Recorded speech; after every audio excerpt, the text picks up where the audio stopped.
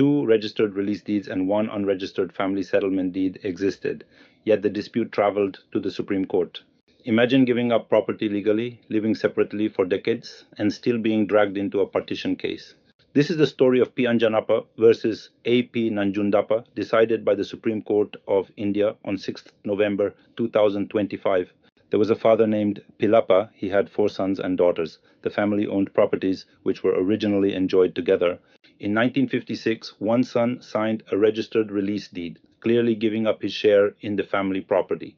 In 1967, another son also signed a registered release deed, again giving up all his rights. Because of these 2 registered deeds, 2 sons legally exited the family.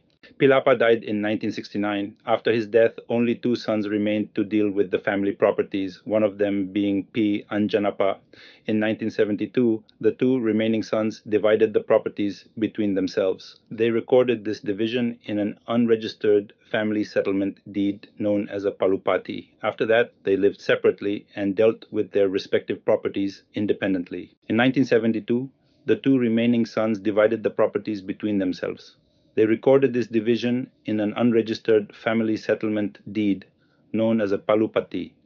After that, they lived separately and dealt with their respective properties independently. Many years later, a suit for partition was filed by 2 family members, even though one of them had already given up his rights through a registered release deed. The trial court ignored both registered release deeds and refused to rely on the unregistered family settlement deed and ordered partition. The High Court agreed with the trial court and confirmed the partition. Aggrieved by these decisions, P. Anjanappa, the son who had never executed any release deed, approached the Supreme Court. The Supreme Court corrected both courts. It held that a registered release deed takes effect immediately and cannot be ignored.